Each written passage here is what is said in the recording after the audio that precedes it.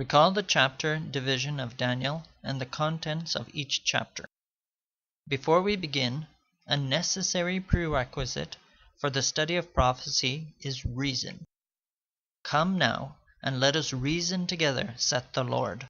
Isaiah 1:18. Reasonable demand from a reasonable God. Now let's begin by looking at the languages of Daniel. It was written in two.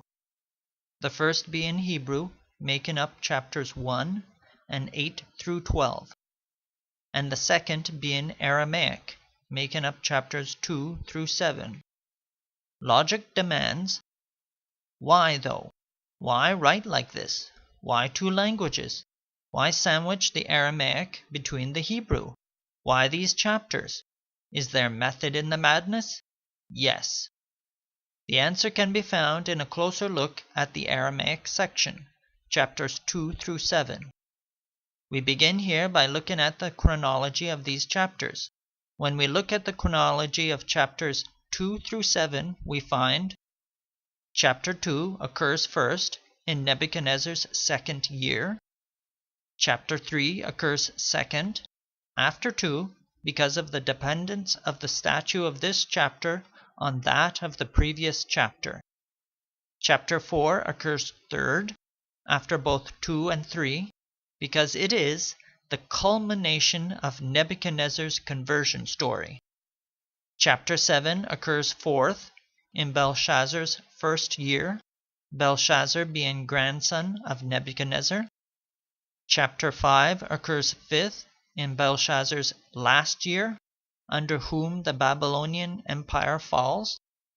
Chapter 6 occurs sixth under Darius the Mede, the Medes and Persians having replaced the Babylonians as rulers of Babylon following the events of the previous chapter.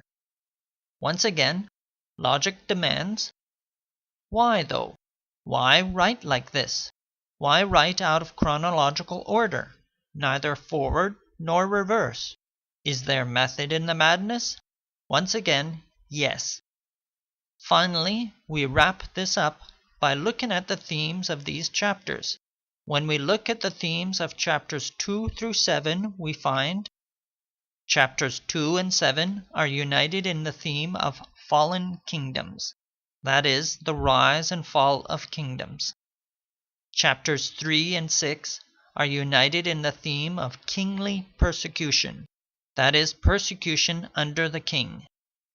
And finally, chapters 4 and 5 are united in the theme of fallen king, that is, the fall of the king. The structure we have just seen is called a chiasm, named after the Greek letter chi, which became our letter X, informally called a sandwich for obvious reasons. Okay, so Daniel 2 through 7 contains a chiasm. Once again, logic demands, why though? Knowing there's a chiasm there doesn't explain why it is and what it means.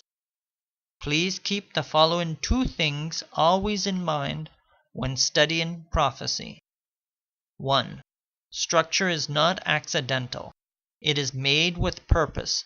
And 2.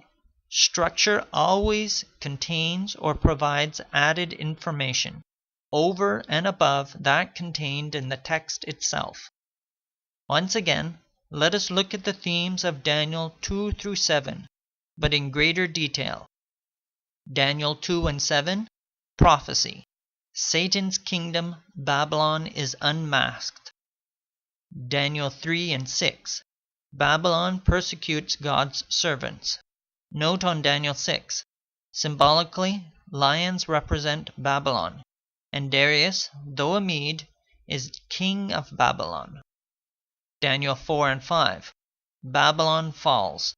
Note on Daniel 4, in the Hebrew mind, kings and kingdoms are interchangeable. But why? Redefining the themes in greater detail still doesn't tell us why or what it means. Or does it? The message of Daniel 2 through 7. Prophecy, which unmasks, reveals Satan's kingdom, Babylon, unmasking, revealing its deceptions, leads to persecution by Babylon, as Satan hates those who set his deceived captives free. But to touch you, those teaching and preaching prophecy, is to touch the apple of God's eye. Thus God acts, leading to the fall of Babylon, the end of Satan's rule in this broken world. Postscript. The book of Daniel is really a tale of two cities, Jerusalem, the city of the great king, and Babylon. Symbolically, these two cities represent the two sides at war in this world: God and his people, selfless love, truth, and justice, versus Satan, the accuser, and his people, selfishness, error, and injustice.